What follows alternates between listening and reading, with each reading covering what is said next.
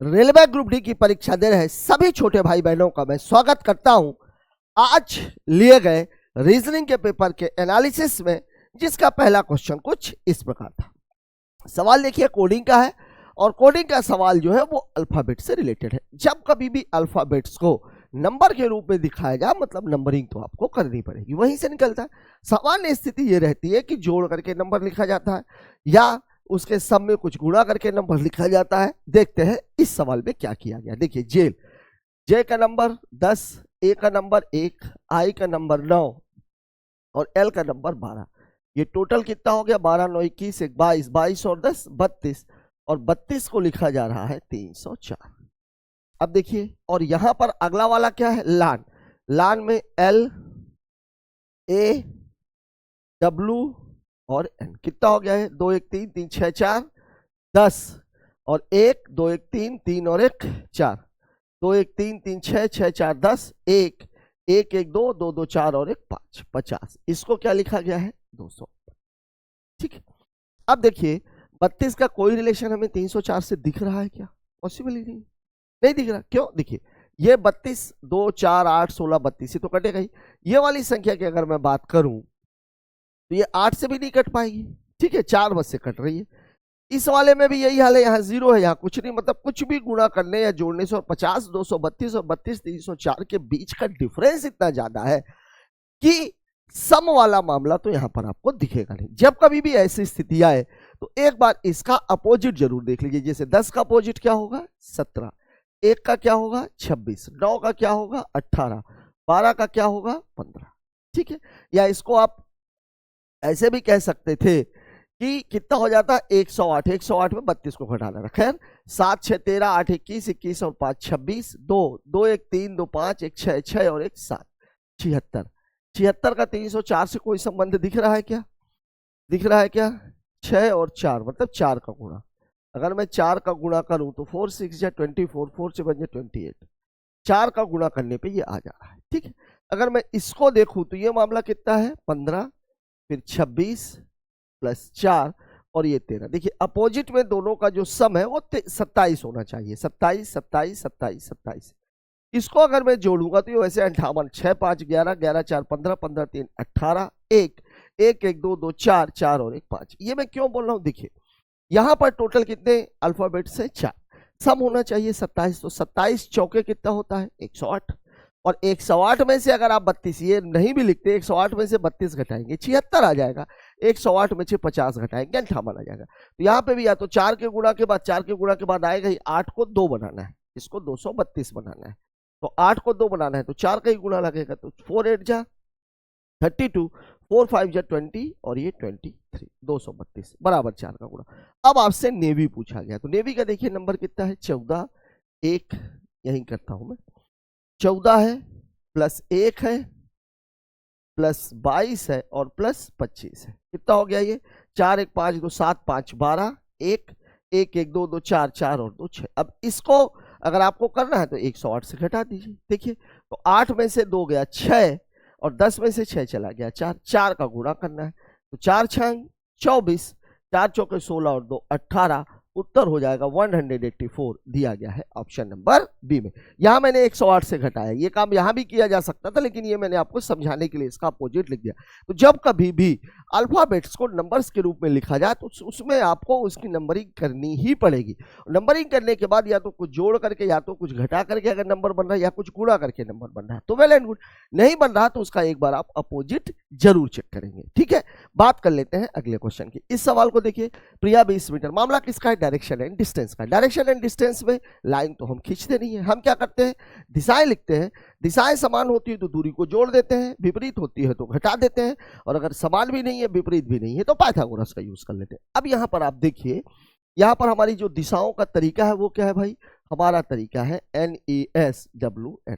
ये कहानी कब की है? राइट की, और ये कहानी कब की है? लेफ्ट बाई की। ठीक है, अब देखते हैं सवाल में किया क्या। प्रिया 20 मीटर पूर्व की ओर। पूर्व की ओर कितनी गई है? ये 20 मीटर। फिर बाएं मुड़ी, ईस्ट से बाएं मुड़ेगी तो कहां पहुंच जाएगी? नॉर्थ में, और कितनी चली गई है? 40 मीटर। फिर दाएं मुड़ी, नॉर्थ से दाएं मुड़ेगी तो कहां पहुंच जाएगी? ईस्ट में, और कितनी चली है? 30 मीटर। अब वह दाएं मुड़ती है, ईस्ट के बाद दाएं मुड़ेगी तो कहां पहुंच जाएगी? साउथ में, और कितनी चलती है? 40 मीटर। ठीक है, प्रिया अपने प्रारंभिक बिंदु से कितनी दूरी पर है, दूरी बस पूछ रहा है, दिशा नहीं पूछी गई है। ठीक है, यहाँ आप देखिए ईस्ट और ईस्ट ये दोनों तो समान है तो जुड़ ही जाएंगे, 30 20 50 हो जाएगा। नॉर्थ और साउथ ये अपोजिट है, 40 में से 40 घटाएंगे 0 बचेगा, मतलब ये तो पूरा कैंसिल। मतलब आपका जो उत्तर है वो हो जाएगा ईस्ट का 50, लेकिन दिशा नहीं पूछी गई है, केवल दूरी पूछी गई है और दूरी हमारी कितनी आ रही है 50 मीटर। ठीक है, बात करते हैं अगले क्वेश्चन की। इस सवाल को देखिए 7 बॉक्स है। अब अगर 7 बॉक्स है तो बॉक्सों को रखने के लिए अलमारी बनानी पड़ेगी। 7 बॉक्स है तो अलमारियां भी 7 होनी चाहिए। तो ये लीजिए 1 2 3 4 5 6 और ये 7, 1 2 3 4 5 6 और ये 7 बॉक्स बन गए, 7 अलमारियां बन गई। ठीक है, अब आपको बोला, अब हमें ये देखना है कि फिक्स पोजीशन किसकी दी गई है, फिक्स पोजीशन किसकी दी गई। अब आप यहां देखो V को नीचे से दूसरे स्थान पर, मतलब V तो यहीं पर आएगा। V और W के बीच 3 बॉक्स, अब यहां तो पॉसिबल नहीं है 3 बॉक्स, तो 1 2 3 छोड़ करके यहां पर क्या हो जाएगा W। ठीक है, x को V के नीचे किसी स्थान पर, तो भैया नीचे तो एक ही स्थान है तो x यहां पे आ जाएगा।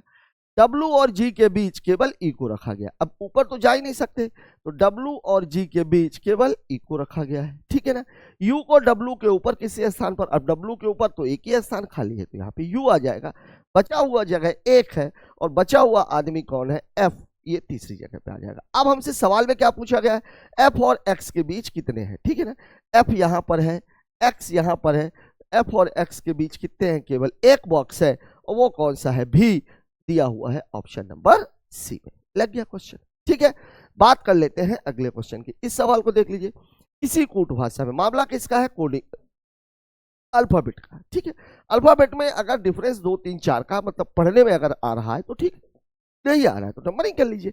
अब देखिए यहाँ पर क्या है, देखिए W का नंबर कितना है 23 और इसको बना दिया गया है S मतलब 19। H का नंबर कितना है 8 और इसको बना दिया गया है 3। ठीक है, O का नंबर कितना है 15 और उसको बना दिया गया है K मतलब 11 और M का कितना है 13 और 13 को बना दिया गया है कितना 8। ठीक है, अब यहाँ देखिए 23 और 19 मतलब यहाँ पे ऋण 4 किया गया है, 8 और 3 मतलब ऋण 5 किया गया है, 15 और 11 मतलब ऋण 4 किया गया है, 13 और 8 मतलब ऋण 5 किया। बन गई कहानी। अब आपसे पूछ रहा है बेक, तो बेक का मतलब होता है 2 1 11 और 5। ठीक है, अब यहां पर देखिए आपको 4 5 घटाना है तो घटेगा ही नहीं, तो इसको आप कर सकते हैं 28, 26 जोड़ देने 26 घटा देने से कोई फर्क पड़ना नहीं है। इसको कर सकते हैं 27 और इसको कर सकते हैं 31। अब देखिए इसमें से अगर मैं 4 घटाऊंगा तो कितना बचेगा 24, 24 माने x। देखिए x तीनों में है, चारों में है। ठीक है, 27 में से 5 घटाना तो कितना बचेगा 22 और 22 किसका नंबर है v का, तो x के बाद v आना चाहिए, वो भी दिया हुआ है। फिर 11 में से मुझे कितना घटाना है 4 तो बचेगा कितना 7 और 7 मतलब कितना है g, x भी g तीनों में है। फिर 31 है, 31 में से मुझे 5 घटाना है, 31 में से 5 घटाएंगे 26 आ जाएगा और 26 किसका नंबर है z का, मतलब हमारा कोड हो जाएगा x भी g z, मतलब उत्तर हो जाएगा ऑप्शन नंबर डी। अब इस सवाल में आप देखो आपको चारों लगाने पड़ गए, चारों लगाने पड़ गए। ठीक है ना, x सभी में था, v सभी में था, g और h में डिफरेंस किया और यहाँ पर a और z में डिफरेंस किया। तो ऐसा भी सवाल आ सकता है जिसमें आपको सभी के कोड निकालने पड़ जाए। कई क्वेश्चंस में ऐसा होता है कि पहले और दूसरे के बाद आपका सवाल का आंसर आपको मिल जाता है। इस सवाल को देखते हैं क्या बोला है, अक्षर और प्रतीक संख्या। ठीक है ना, क्या बोला है, ऐसे कितने अक्षर हैं ठीक पहले एक प्रतीक हो और ठीक बाद भी एक प्रतीक हो। मतलब यह हुआ कि आपको देखना है प्रतीक फिर अक्षर और फिर प्रतीक, ये कहानी है। मतलब दो प्रतीक के बीच में एक अक्षर होना चाहिए। देखिए यहाँ देखिए प्रतीक ये है और ये है, ये दोनों है, इसके बीच में एक अक्षर, मतलब पहला जोड़ा तो यही बन जाएगा। ठीक है ना, फिर दूसरे पे आते हैं, इसके आगे फिर ये प्रतीक, इसके बीच में एक अक्षर दूसरा ये बन जाएगा। तीसरा देखिए प्रतीक प्रतीक अक्षर एक ये बन जाएगा, फिर प्रतीक प्रतीक अक्षर एक ये बन जाएगा। ठीक है, फिर ये वाला है नहीं, ये एक ये बन जाएगा, ये वाला तो बनेगा नहीं। टोटल कितने बन रहे हैं ये 1 2 3 4 और 5, मतलब हमारा उत्तर हो जाएगा ऑप्शन नंबर सी 5। ठीक है, बात करते हैं अगले क्वेश्चन की। इस सवाल को देख लीजिए, देखिए 14 को वो बना रहा है 205, 14 को वो बना रहा है 205 और 5 को वो बना रहा है 34। अब आप खुद देखो इस सवाल में, ये इजी क्वेश्चन, देखिए 14 और 205 क्या हो रहा है, भाई 14 का स्क्वायर 196 होता है और 196 के नजदीक है। ठीक यही कहानी यहाँ पर है, 5 का स्क्वायर 25 होता है, ये इसके नजदीक है। तो अगर मैं इसको 14 का स्क्वायर करूं तो मुझे 9 जोड़ना पड़ेगा, तभी तो 205 बनेगा। ये कितना होता है 196, और इसमें जब मैं 9 जोड़ दूंगा तो ये 205 बन जाएगा। यही कहानी यहाँ पर है, 5 का स्क्वायर कितना होता है 25, और 25 में मैं 9 जोड़ दूंगा तो ये 34 बन जाएगा। मतलब जो भी कहानी है वो यहीं पर है। देखिए 9 है तो 9 का स्क्वायर कितना होता है 81, 9 जोड़ेंगे 90 आना चाहिए, नहीं है उत्तर। 28 का स्क्वायर कितना होता है 784, 9 जोड़ेंगे 793 आएगा, आपका उत्तर है ऑप्शन नंबर बी। यहाँ आप देखिए 25 का स्क्वायर 625, 9 जोड़ेंगे 634 आना चाहिए, नहीं है। 16 का स्क्वायर 256, 9 जोड़ेंगे तो कितना आना चाहिए 265, दिया हुआ 247, मतलब ये भी गलत है। ठीक है, बात कर लेते हैं अगले क्वेश्चन की। इस सवाल को देखिए जरा सा, मामला किसका है सेलॉक्स का।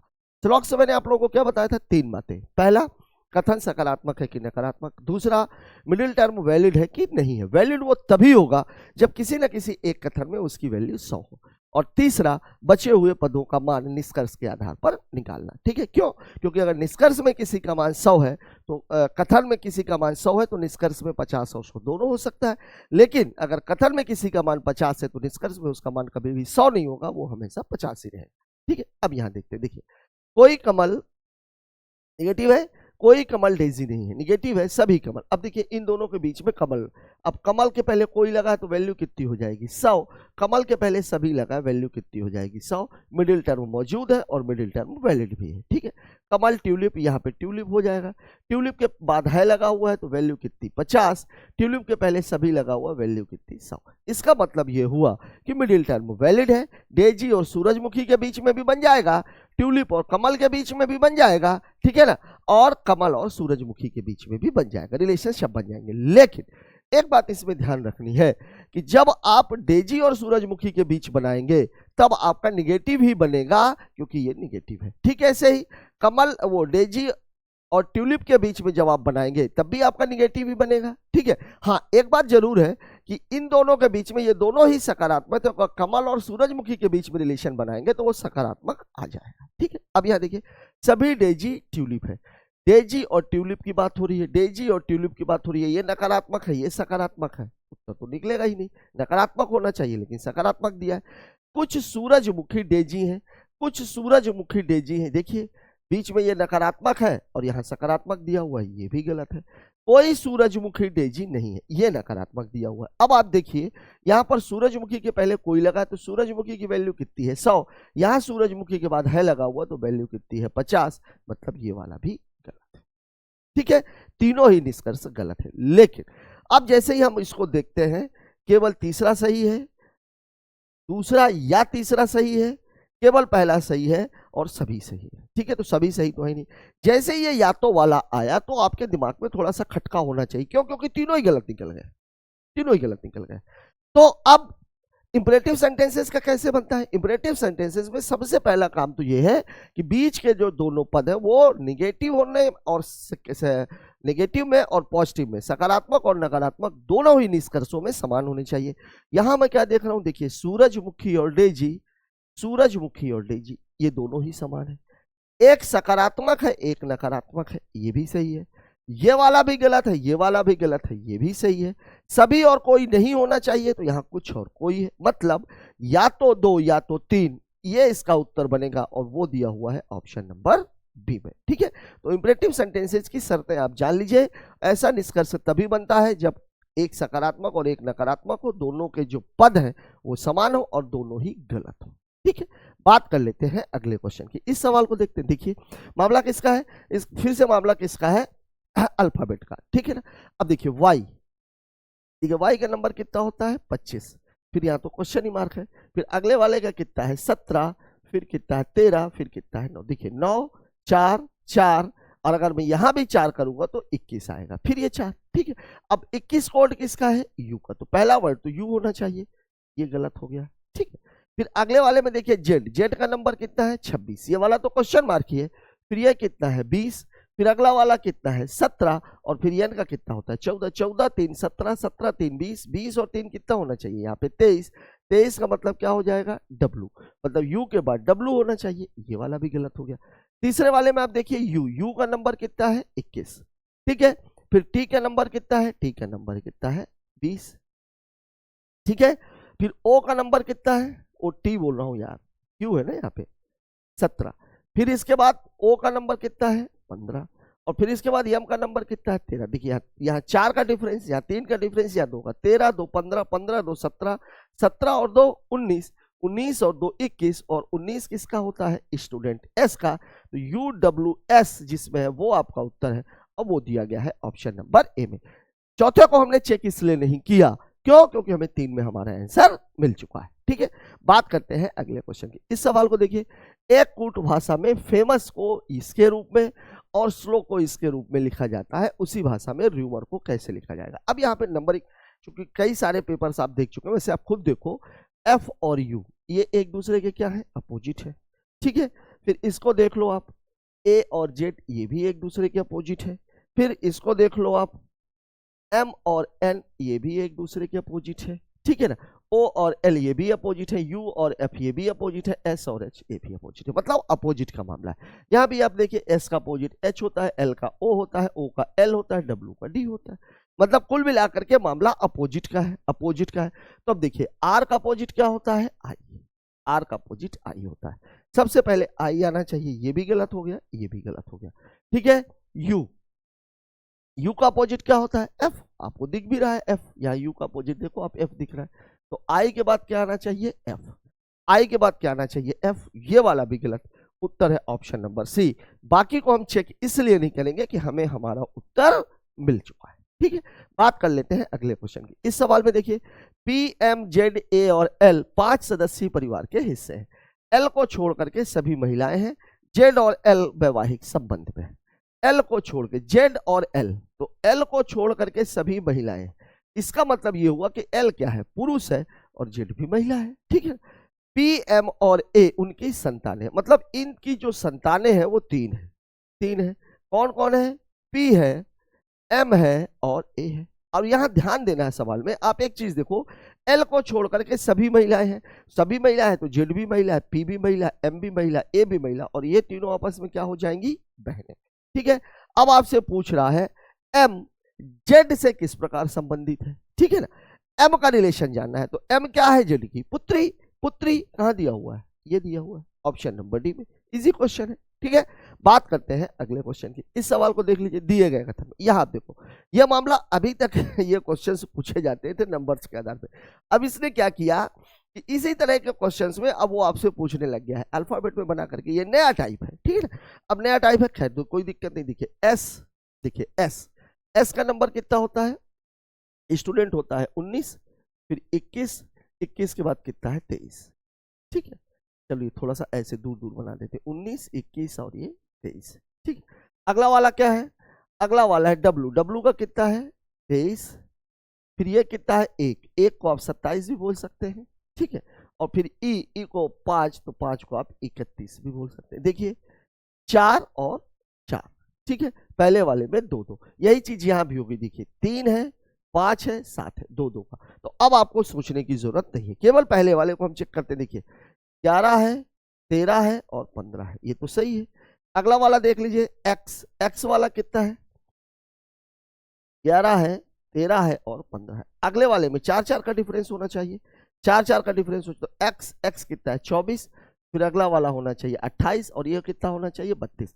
28 में 26 घटाएंगे 2, 2 का मतलब क्या हुआ, 2 का मतलब क्या हुआ बी, बी, एक्स के बाद बी है, ठीक है। 32 में से 26 घटाएंगे कितना आ जाएगा 6, 32 में से 26 घटा दोगे कितना आ जाएगा 6, और 6 किसका है एफ का, ठीक है। देखिए ये भी बिल्कुल सही है, बिल्कुल सही है, ठीक है। यहां आप देखो पी, पी का कितना है 16, 18, 20, यहां तक तो ठीक है, लेकिन ये कितना 10 और 5 15, ये वाला नहीं हो सकता उत्तर। देखिए ये है 8, 10 और 13, यही गलत है, 12 होना चाहिए। यहां देखिए 13, 15, 17, ये ठीक है। 4 4 के बाद 9, 5 का डिफरेंस है, जबकि 8 होना चाहिए, ये वाला भी, ठीक है। तो इस सवाल को भी आप, ये तरीका लिखने का अलग हो सकता है, लेकिन वास्तव में ये अल्फाबेट की सीरीज ही है, ठीक है ना। बात करते हैं अगले क्वेश्चन की। इस सवाल में देख लीजिए क्या बोल रहा है, निम्नलिखित 4 में से 3 संख्याओं का अच्छा जोड़े, ऑड मैन आउट। अब देखिए ऐसे सवाल ज्यादातर अल्फाबेट्स में पूछे जा रहे थे, अब ये नंबर्स में पूछने लग गए, वो वाले सवाल पहले नंबर्स में पूछे जा रहे थे, अब अल्फाबेट में पूछे जाने लग गए। खैर, करने का तरीका तो हमारा वही रहेगा। 79 और 48 सबसे पहले घटा के, 9 में 8 गया 1, 7 में 4 गया 3, 31, 8 में से 6 गया 2, 4 में से 3 गया 1, 12 का ही है। 9 में से 7 गया 2, 5 में से 1 गया 4। ठीक है, मतलब ये वाली कहानी तो नहीं है इसमें। 79 किसी से कटेगा भी नहीं।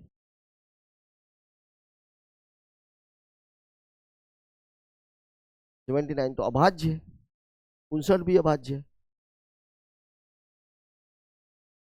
क्या हो सकता है?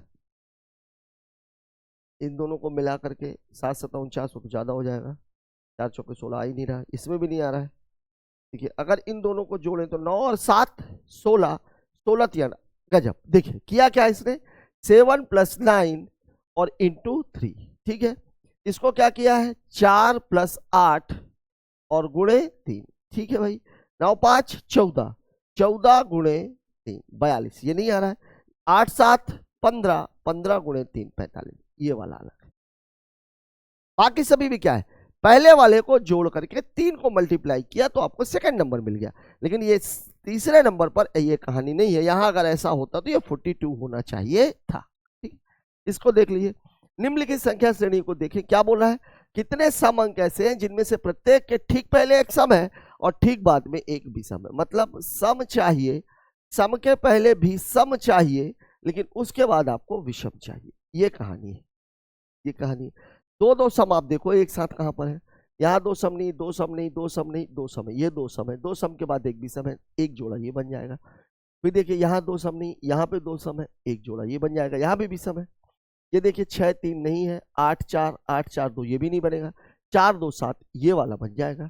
यहाँ देखिए 5 6 नहीं है, 6 1 नहीं है, 1 8 नहीं है, 8 9 नहीं है। कुछ कुल मिलाकर कितने जोड़े बन रहे हैं, 3। मतलब उत्तर हो जाएगा ऑप्शन नंबर 2।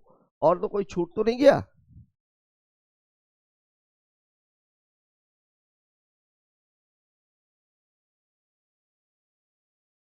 5 6 6 1 1 8 8 9 नहीं, 3 ही जोड़े बन रहे हैं। बात करते हैं अगले क्वेश्चन की। इसको देखिए, कथन और निष्कर्ष। जो व्यक्ति देर से सोते हैं वो कम आयु में उच्च रक्तचाप से पीड़ित हो जाते हैं। मतलब देर से सोने वाले आदमी, देखिए हमारी भारतीय परंपरा के अनुसार ये बात बिल्कुल सही है कि हमें शाम को 7 बजे, कोशिश तो ये करनी चाहिए कि दिन डूबने से पहले खाना खा लें और उसके कम से कम 3 घंटे बाद आप सो जाएं। मतलब 9 से 10 बजे का ये हमारी भारतीय। और सुबह उठने का टाइम है ब्रह्म मुहूर्त, मतलब 4 से 5 बजे के बीच में। सवाल में बोला देर से सोते हैं, आजकल सभी देर से सो रहे हैं। आप लोग सो सकते हो क्योंकि आप लोगों को रात में पढ़ना होता है। आपके ऊपर अभी कोई उच्च रक्तचाप नहीं होने वाला, ठीक है, ये ध्यान रखना है, ठीक है ना। आप अपनी, आपके लिए सबसे इंपॉर्टेंट चीज है पढ़ाई, ठीक। तो जो व्यक्ति देर से सोते हैं वो कम आयु में उच्च रक्तचाप से पीड़ित हो जाते हैं। ये कोई निष्कर्ष निकाला गया, किसी ने स्टडी की होगी। जो व्यक्ति समय पर सोते हैं वो उच्च रक्तचाप से पीड़ित नहीं होते, बिल्कुल गलत। हाई ब्लड प्रेशर का एक कारण ये है देर से सोना। ऐसा नहीं है कि केवल देर से सोने के कारण ही उच्च रक्तचाप होता है, उसके और भी बहुत सारे कारण होते हैं और सबसे मेन कारण होता है तनाव लेना। वृद्ध व्यक्ति जो देर से सोते हैं वह उच्च रक्तचाप से पीड़ित नहीं होंगे, बिल्कुल गलत।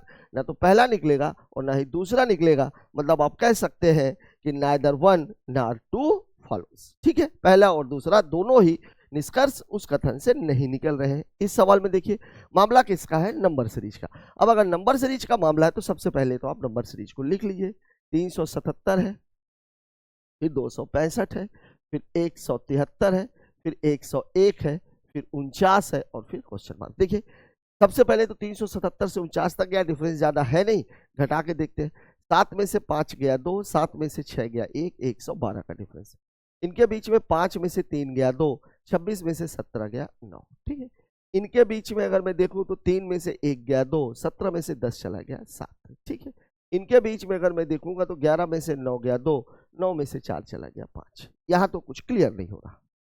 लेकिन अगर मैं इसकी बात करूं तो यहां देखिए, यहां कितने का डिफरेंस है, 20 का। यहां भी कितने का डिफरेंस है, 20 का। यहां भी कितने का डिफरेंस है, 20 का। मतलब यहां भी कितने का डिफरेंस होगा, 20 का। और ये भी घट रहा है, इसको घटाया फिर इसको घटा के यह, इसको घटा के यह, तो 52 में से 20 घटाएंगे तो कितना आ जाएगा, 32। 32। और यहां भी देखिए, इसमें से इसको घटाया तो यह आया, इसमें से इसको घटाया यह आया, इसमें से इसको घटाया यह आया, इसमें से इसको घटाया यह आया, तो इसमें से इसको घटा दीजिए तो 9 में से 2 जाएगा, कितना बचेगा 7। 4 में से 3 जाएगा, कितना बचेगा 1। मतलब हमारा उत्तर होना चाहिए 17। कहां दिया गया है, ऑप्शन नंबर 4 में लग गया क्वेश्चन। ठीक है, बात कर लेते हैं अगले क्वेश्चन की। इस सवाल को देखते हैं। देखिए यहाँ भी सीरीज का ही मामला है, सीरीज का ही मामला है और बड़ा नजदीक नजदीक का मामला है। एक बात जरूर है, इसको डिस्टर्ब मत हो जाइएगा, दशमलव का मामला, कोई दिक्कत वाली बात नहीं। ठीक है,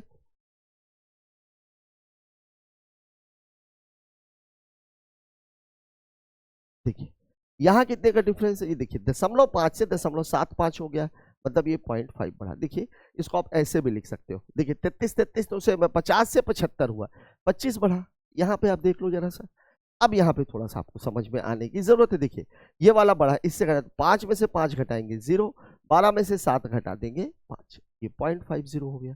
यहाँ का आप डिफरेंस देखिए जरा सा, 35 में से जब आप इसको घटाओगे तो इसको भी अगर मैं 34 बनाऊं, 100 को अलग कर लूं तो 100 में से 25 घटेगा, कितना आ जाएगा 75, 0.75 का। और यहाँ पे कितने का है, 1 का। देखिए 0.25, 0.50, 0.75 और 1.00, मतलब 100 बन गया। 25, 50, 75, 100, तो अगला वाला जो डाटा होगा वो कितना होगा, 125 होगा। 2 अंकों के बाद दशमलव लगा हुआ है।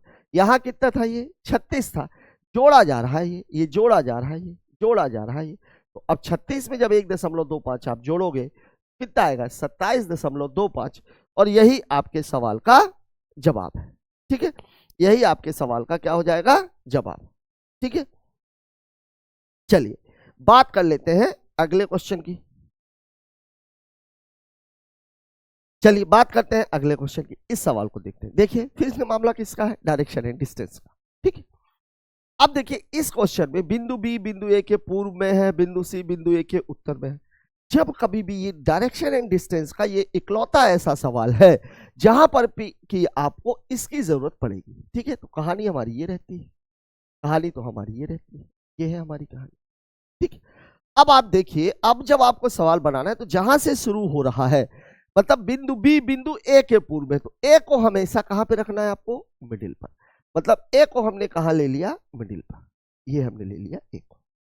अब क्या बोला, बी ए के पूर्व में 35 मीटर है, तो जब बी की हम बात करेंगे तो ये है 35। अच्छा पूर्व में बोल रहा, उत्तर में थोड़ी ना, पूर्व में, पूर्व इधर होगा, इधर होगा तो ये इधर चले गए, ये आ गया बी, और ये कितना है 35 में।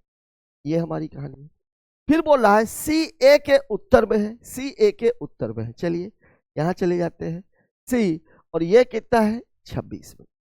ठीक है, सी डी के पश्चिम में। अब देखिए सी डी के पश्चिम में, अब डी तो हमारे पास है नहीं, कैसे करोगे आप, इसको पलट लो आप। इस डी को हम बना देते हैं सी, इस सी को हम बना देते हैं डी, और पश्चिम जो है इसका उल्टा क्या होता है, तो इसका होता है उल्टा, पश्चिम का उल्टा पूर्व। मतलब अब इसको आप ऐसे पढ़ सकते हैं कि बिंदु डी बिंदु सी के पूर्व में, बिंदु डी सी के पूर्व में, सी के पूर्व में कितना है 15 मीटर।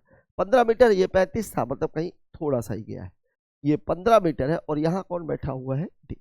ठीक है, फिर आपको बोल रहा है ई बिंदु डी के दक्षिण में, दक्षिण में है, दक्षिण तो नीचे की ओर रहता है, कितना है 13 मीटर। अब देखिए 26 है, वो 13 है, मतलब आधे तक ही पहुंचेगा, आधे तक ही पहुंचेगा, ये हो गया ई। ठीक है, फिर आपको बोल रहा है एफ ई के पूर्व में। अब एफ ई के पूर्व में इधर जा रहा है, कितना है ये 20 मीटर, 20 मीटर, एफ ई के पूर्व में कितना है 20। अब एक चीज आपको यहां पर ध्यान रखनी है, देखिए अगर इसके डिस्टेंस की बात की जाएगी तो अगर ये 26 था, ये 13 है, मतलब ये बचा हुआ 13 है। दूसरा आप देखो, ये 15 है और ये 20 है, टोटल मिलाकर के 35 और ये 35 है, मतलब जो एफ और बी है ये बिल्कुल आमने सामने आएंगे, सी और ए भी आमने सामने आएंगे, यहाँ बीच में कोई है नहीं, लेकिन अगर इनके बीच की डिफरेंस पूछी जाएगी तो वो 13 आएगी। अब हमसे पूछ क्या रहा है, बिंदु एफ के संबंध में, मतलब एफ से कहा जाना है आपको, बी की ओर, एफ से कहा जाना है हमको, बी की ओर, ये चले गए। ये देखिए अब एफ से बी की ओर जाओगे, ये किधर जा रहे हो आप, दक्षिण है, ये दिशा दक्षिण है, मतलब साउथ है, मतलब उत्तर हो जाएगा ऑप्शन नंबर 1। तो इस सवाल में जब कभी भी डिस्टेंस के साथ सवाल आए तो लाइन खींचते वक्त आपको डिस्टेंस का खास ख्याल रखना है, और डायरेक्शन एंड डिस्टेंस का ये इकलौता ऐसा सवाल है जहां पर लाइन खींचने की जरूरत पड़ती है। इस सवाल को देख लीजिए, सवाल हमसे क्या कह रहा है, सवाल हमसे कह रहा है A B C D E F 6 और जी एक वृत्ताकार 7 लोग हैं, ये हो गया 2 4 6 और ये 7 लोग। अब देखिए अगर कहां बैठे हुए, केंद्र की ओर, केंद्र की ओर मुख करके बैठे हैं, मतलब ये है लेफ्ट और ये वाला है राइट। ठीक है, अब इधर क्या हो जाएगा, राइट, और ये वाला क्या हो जाएगा, लेफ्ट। ये कहानी है। ठीक है, शुरुआत हमेशा यहां से।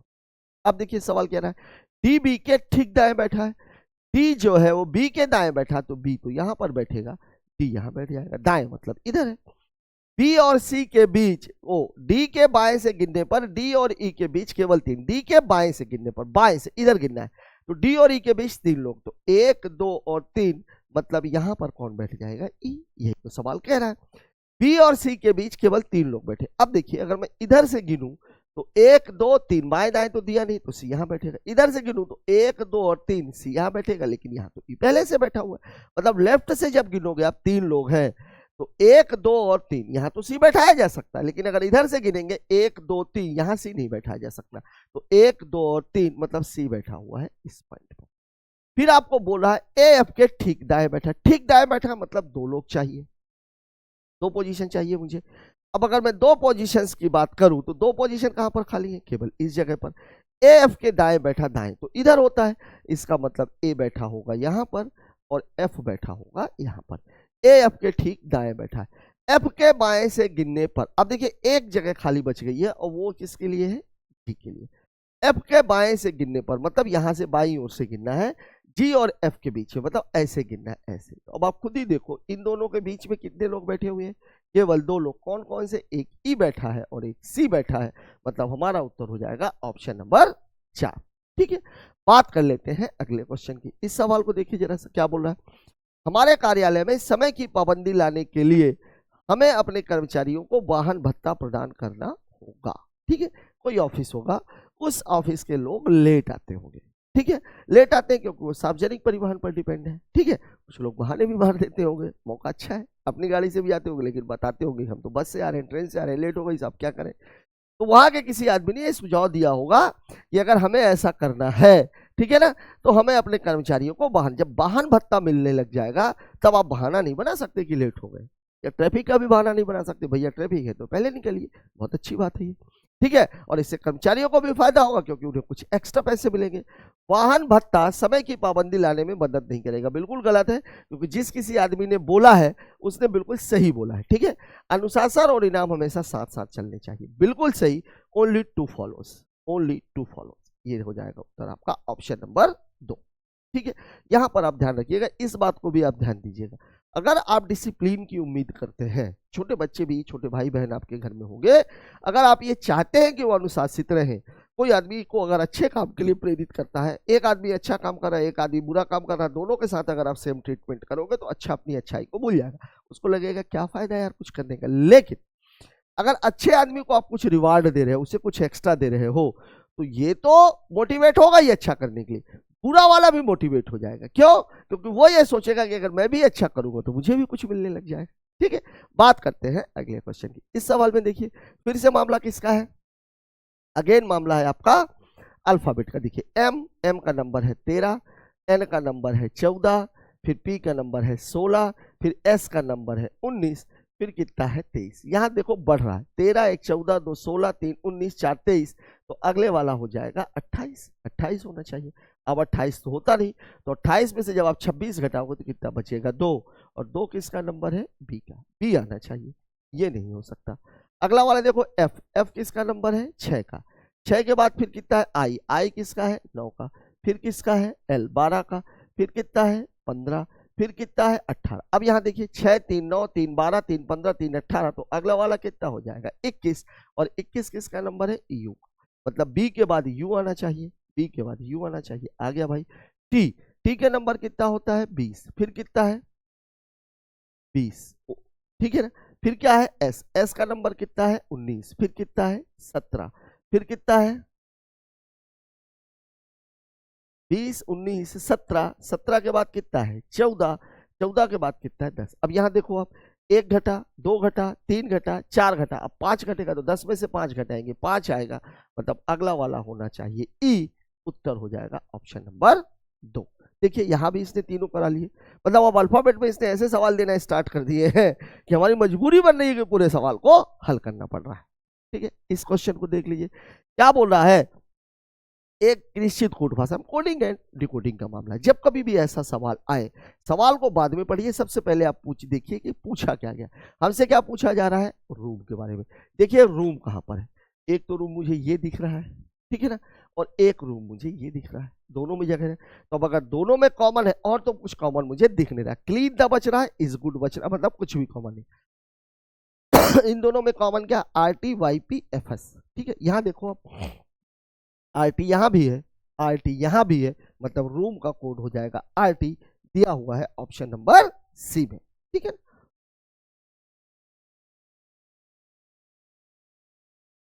बात करते हैं अगले क्वेश्चन की। इस सवाल को देखिए, 5 में से 4, फिर से अल्फाबेट का मामला है, नंबरिंग कर लीजिए, ठीक है। देखिए W है 23, Z है 26, ठीक है। यहाँ देखिए अब 13 है, फिर कितना है 16 है। यहाँ देखिए अब 11 है, फिर कितना है 14 है।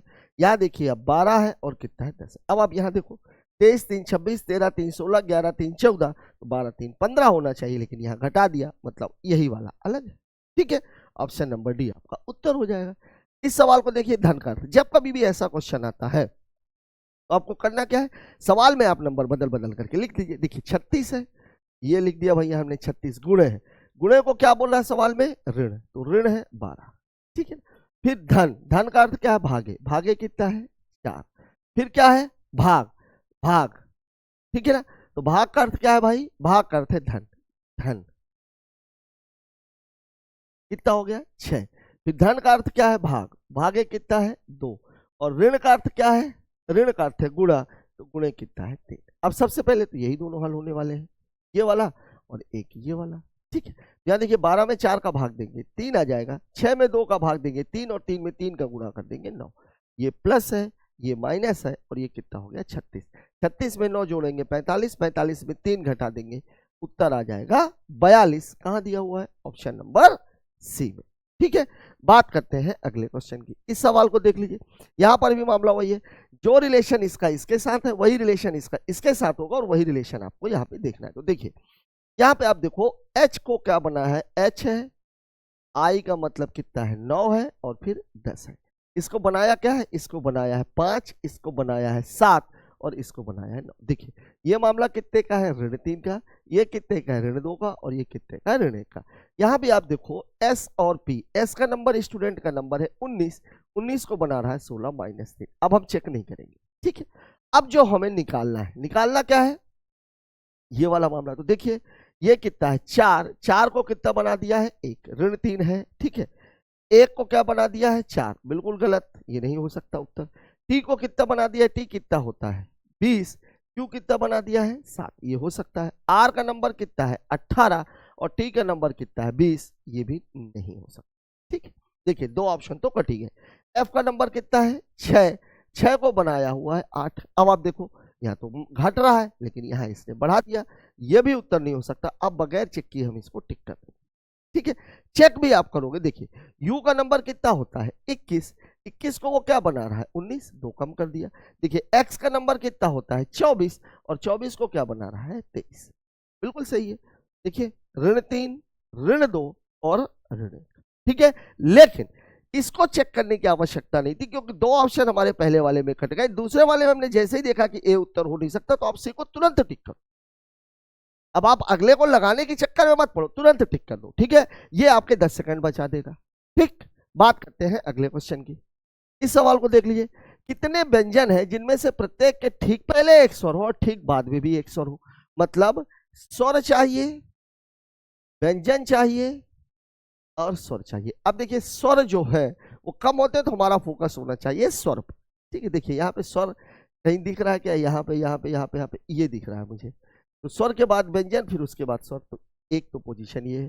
फिर और कहीं स्वर दिख रहा है क्या, ये दिख रहा है। स्वर के बाद व्यंजन, फिर स्वर, एक पोजीशन ये है।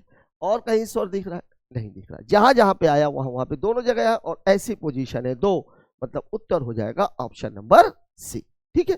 बात कर लेते हैं अगले क्वेश्चन की। इस सवाल को देखते हैं क्या है, गधा, खच्चर, जिराफ, बछड़ा, ठीक है। बात करते हैं अगले क्वेश्चन की। इसको देख लीजिए, पी क्यू का भाई और टी का बेटा है। पी क्यू का भाई है और टी का बेटा है, ठीक है। अब देखिए अगर ये बेटा है तो ये दोनों ही इसके बच्चे होंगे। अब टी पति है कि पत्नी है, मतलब माँ है कि पिता है पता नहीं, क्यों लड़का है कि लड़की है पता नहीं। एस टी की पत्नी है, ये लीजिए दे दिया। अगर ये पत्नी है तो बट नेचुरल है, ये पति है, ठीक है ना।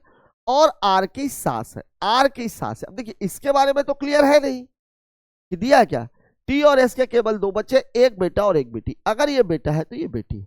अब आर की सास है, सास कब होता है, पति या पत्नी की जो मां होती है वो सास होती है। अब सास वो किसकी है, आर की, आर की सास है, आर की सास है, ठीक है ना। तो अब अगर ये आर की सास है तो एक चीज तो ये हो सकती है कि इसका पति आर हो, और एक चीज ये हो सकती है कि इसकी पत्नी आर हो, ये हो सकता है। अभी हम इसको इज्यूम करके चल रहे हैं, आर इसके साथ भी आ सकता है, जरूरी नहीं है कि यही है, ठीक है ना। तो क्यू का एस से क्या संबंध है, अब देखिए क्यू का एस के साथ आर का कोई रिलेशन ही नहीं। ये भी हो सकता था कि आर इसकी पत्नी रहे, ये भी हो सकता था कि आर इसका पति रहे, क्योंकि दोनों ही स्थितियों में एस आर की क्या हो जाएगी, सास। सवाल में आपसे पूछा है क्यू का एस से क्या संबंध है, क्यू एस की क्या है, बेटी है, कहां दिया हुआ है, ऑप्शन नंबर ए, ठीक है। बात कर लेते हैं अगले क्वेश्चन की।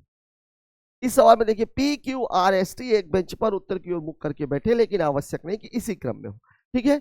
5 लोग, 3 2 5 ही है, ये लीजिए 5 लोग, तो 1 2 3 4 और ये 5 उत्तर की ओर है, मतलब हमारा बायां सवाल का बायां, हमारा दायां सवाल का दायां, ठीक है भाई। पी क्यू का निकटतम पड़ोसी है, एस टी के निकटतम पड़ोसी पी आर के साथ नहीं बैठा है, जो बेंच के दाएं ओर बैठा है। जो का मतलब बात किसकी हो रही है, आर, मतलब आर कहां बैठा हुआ है, इस तरह, और पी आर के साथ नहीं बैठा है। पी एस और टी के दाईं ओर बैठा है, एस टी के दाईं ओर बैठा है, एस टी के दाईं ओर बैठा है, मतलब एस बैठा हुआ है टी के दाईं ओर। एक जानकारी, पी एस और टी के दाईं ओर बैठा है, ठीक है ना, पी एस और टी के दाईं ओर बैठा है, और पी क्यू का निकटतम पड़ोसी है। 2 लोग चाहिए टी एस। अगर मान लीजिए मैं टी एस को यहां पे रख देता हूं, टी एस को, तो फिर ये वाला मामला गलत हो जाएगा। पी और एस और टी के दाईं ओर बैठा है, पी एस और टी के दाईं ओर बैठा, मतलब ये है कहानी तो ये होनी चाहिए। अब देखिए एक जानकारी और दी गई है, पी आर के साथ नहीं बैठा है, तो अगर मैं टी एस पी को यहां बैठा लूंगा तो आर के नजदीक हो जाएगा, मतलब कहानी ये बनेगी टी एस और अब पी आर के साथ नहीं है। अब आपको एक आदमी और है, वो कौन बचा हुआ है, ठीक है। अब आपसे क्या पूछ रहा है, पी किस स्थान पर बैठा है, पी कहां बैठा हुआ, दाएं से भी तीसरा और बाएं से भी तीसरा, सेकंड फ्रॉम राइट नहीं, फोर्थ फ्रॉम लेफ्ट नहीं, सेकंड फ्रॉम लेफ्ट नहीं, थर्ड फ्रॉम लेफ्ट, राइट और लेफ्ट दोनों से ही वो कहां पर बैठा हुआ, तीसरी जगह पर, और यह कह सकते हैं कि मिडिल ऑफ द बेंच है, ठीक है। बात करते हैं अगले क्वेश्चन की। इसको देखिए, M N O P Y Z एक ही इमारत की 6 अलग अलग मंजिलों पर रहते हैं, 6 मंजिला, तो 1 2 3 4 5 और ये 6, 1 2 3 4 5 और ये 6, ये कहानी इमारत की सबसे निचली में। एम और जेड के बीच 2 लोग रहते हैं, केवल एम पी के ऊपर रहता है, देखिए केवल एम पी के ऊपर रहता है, इससे क्या जाहिर हो रहा है, ठीक है ना, कि एम केवल एम, मतलब पी के ऊपर केवल एक ही आदमी है और वो कौन है, एम। एन सबसे निचली मंजिल पर रहता है, तो एन को मैं यहां बैठा देता हूं, ठीक है। एन और जेड के बीच 2 लोग रहते हैं, 1 2 जेड को मैं यहां बैठा देता हूं। इतनी क्लियर जानकारी। एक जानकारी और मिल गई, वाई एक सम संख्या वाली, अब इन दोनों में कुछ बचा ही नहीं, एक ही है सम संख्या वाली, वाई को यहां बैठा देते हैं। देखिए अगर वाई को आप शुरू से लगाने की कोशिश करोगे तो 3 पोजीशन बनेगी, 2 4 और 6। पहले मैंने सबको कर लिया तो वाई की पोजीशन बिल्कुल क्लियर हो गई। अब एक आदमी छूट रहा है, और वो कौन छूट रहा है, ओ, ठीक है। ओ और एम के बीच कितने लोग हैं, ओ और एम के बीच कितने लोग बैठे हुए हैं, 2 लोग, पी और जेड, उत्तर है ऑप्शन नंबर ए, ठीक है।